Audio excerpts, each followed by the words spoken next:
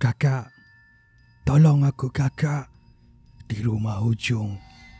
Tolong kakak. Itu adalah suara misteri yang selalu kami dengar hampir pada setiap malam.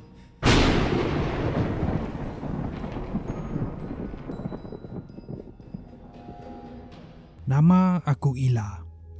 Aku dan beberapa orang rakan lagi baru sahaja menamatkan pengajian di dalam bidang kejururawatan. Untuk 3 bulan pertama, kami telah ditempatkan di sebuah pusat perubatan yang terletak di kawasan pendalaman. Kami di sini hanya untuk 3 bulan sebelum kami dipindahkan ke hospital yang terletak di bandar. Ketika berada di sini, kami ditempatkan di rumah quarters 2 bilik, 1 bilik 2 orang. Bermaksud satu rumah ada 4 orang semuanya. Seminggu selepas kami berpindah masuk, kerap kali kedengaran suara misteri yang berkata, "Kakak, tolong aku kakak. Di rumah hujung. Tolong kakak." Bila diperiksa ke sana sini, tiada siapa yang ada di situ. Nak kata takut, memanglah takut, tapi nak buat apa? Nak lari ke mana? Ini kawasan pendalaman, bukan ada Grab boleh balik rumah. Kalau malam tu kami huru-hara pun tiada siapa yang dapat bantu kami. Jadi kami memutuskan kalau mendengar suara tu pada waktu malam, kami tak akan layan dan masuk tidur. Tidak tahan dengan gangguan ini, kami ceritakan apa yang terjadi kepada seorang jururawat senior yang bernama Kak Zian. Kata Kak Zian, itu adalah sesuatu yang menyerupai seorang gadis bernama Ros. Bila dengar Kak Zian kata macam tu, aku menyampuk dan tanya, sesuatu yang menyerupai? Maksud Kak Zian? Kata Kak Zian, iya. Benda tu walaupun menyerupai tetapi dia bukan Ros. Ros adalah anak kepada ketua kampung di sini suatu ketika dahulu. Kenapa kakak kata itu bukan Ros? Sebab Ros masih lagi hidup. Untuk korang kenal siapa Ros ni, kamu kena kenal Pak Jepri. Pak Jepri adalah bekas ketua kampung di sini. Dialah yang menggesa supaya pusat perubatan ini dibuka sebab isteri Pak Jepri sakit tenat. Setelah pusat perubatan ini siap, Pak Jepri lah yang pertama menghantar isteri dia ke sini. Tapi malang, 1000 kali malang, sehari selepas mendapat rawatan, isteri Pak Jepri meninggal. Apa tidaknya, masa tu isteri dia dah tenat sangat, tak boleh nak bantu. Pak Jepri punyalah marah, dia mengamuk, salahkan kami, dia nak bakar pusat perubatan ni. Nasiblah masa tu ada orang kampung, kalau tak semua ni dah jadi arang. Selepas kejadian tu, Pak Jepri dilucutkan jawatan dari menjadi ketua kampung. Dia berpindah jauh ke kawasan yang terpencil, jauh daripada orang ramai. Orang kata dia dah hilang akal. Sejak dari hari itu, dia menjadi pemabuk, kaki botol, sering membuat kacau di sekeliling kampung. Kami yang mendengar dengan kusyuk cerita Kak Zian ni bertanya, "Okey, tapi apa kaitan Pak Jepri dengan Ros?" Kak Zian sambung lagi, Pak Jepri ada seorang anak perempuan yang bernama Ros. Dia berumur sekitar 20-an. Tapi Ros ni tak normal. Dia ada sakit mental. Mengikut cerita, penyakit mental dia ni adalah penyakit keturunan yang diwarisi daripada mak dia dulu.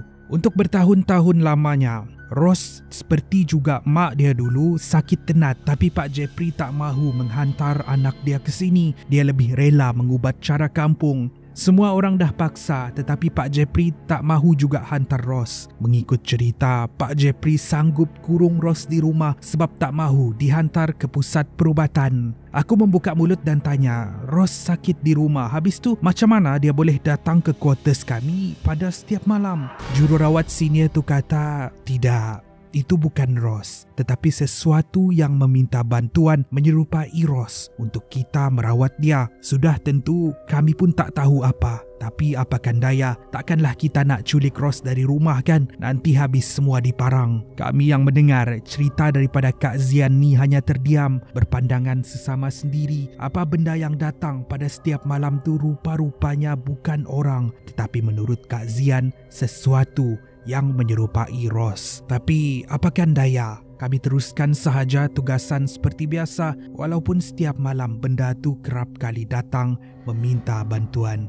Sehinggalah beberapa hari kemudian, gangguan menjadi semakin teruk, ibarat benda tu menjadi semakin terdesak. Selama ini kami hanya mendengar suara, tapi apa yang menjelma menjadi Ross tu mula memunculkan diri. Betul-betul di luar tingkap kuartus, sekitar pukul 2 pagi, aku terlihat susuk tubuh seorang gadis. Wajahnya pucat, rambutnya panjang, matanya merah, sambil dia berkata, "Kakak, tolong aku kakak. Di rumah hujung tu kakak, tolong aku." Badan aku dah menggeletar, mahu sahaja aku menjerit tapi badan terasa lemah sangat. Saat itu kepala terasa pening dan aku pengsan. Keesokan paginya, sedar tak sedar, aku bangun di wad pesakit.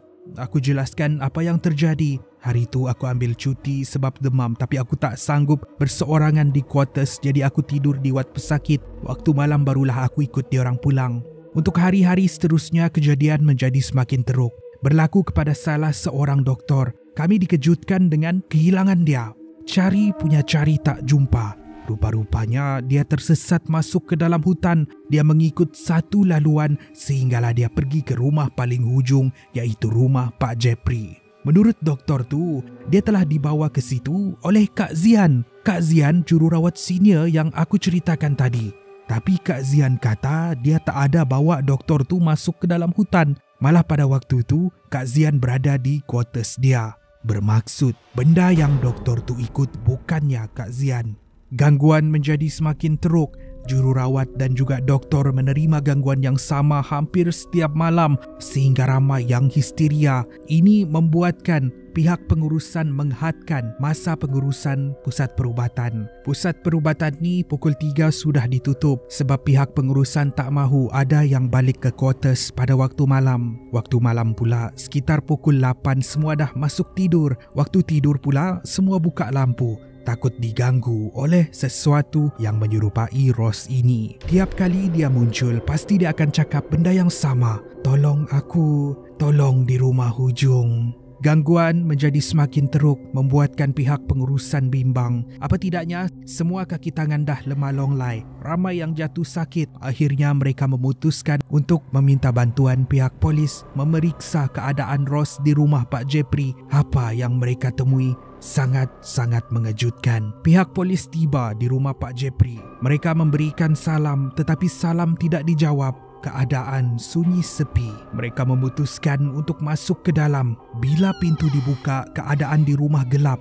Ini diikuti dengan bau yang busuk seperti bau yang datang dari bangkai yang sudah mereput. Mereka menyuluh ke sekeliling ruang tamu dan melihat Pak Jeffrey sedang duduk di kerusi, badannya mereput dan berulat. Pak Jeffrey sudah lebih seminggu meninggal dunia. Berhamburan di lantai botol-botol arak, disyaki Pak Jeffrey meninggal disebabkan keracunan arak. Pihak polis kemudian memeriksa seluruh kawasan rumah untuk mencari Ross. Terkejut bila mereka memasuki bilik paling hujung, iaitu bilik Ross. Itu bukanlah bilik biasa, itu adalah bilik kurungan. Rantai tergantung di dinding. Begitu juga di lantai, kesan kotoran di sana sini, makanan yang busuk berhamburan di lantai. Tapi ganjil bila Ross tidak ditemui di mana-mana. Ya, Ross tiada di dalam rumah tu. Inilah yang menjadi persoalan untuk kami semua. Ross pergi ke mana? Apa yang terjadi dengan dia?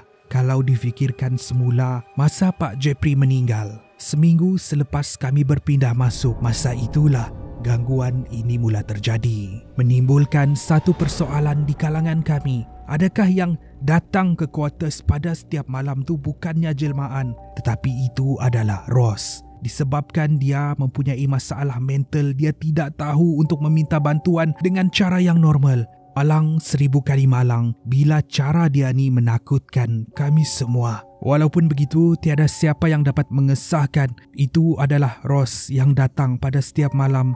Pihak polis telah melakukan pencarian di sekitar kawasan, tetapi Ross masih lagi belum ditemui. Setelah kematian Pak Jeffrey dirungkaikan dan mayat dia dikebumikan, gangguan itu telah berhenti. Kami semua rasa bersalah sebab tidak memberikan bantuan secepat yang mungkin. Perasaan bercampur baur, mengharap yang suatu hari nanti Ross akan ditemui dengan selamat. Setelah 3 bulan berlalu, aku dan rakan-rakan menamatkan khidmat kami di situ dan pulang ke hospital. yang terletak di bandar.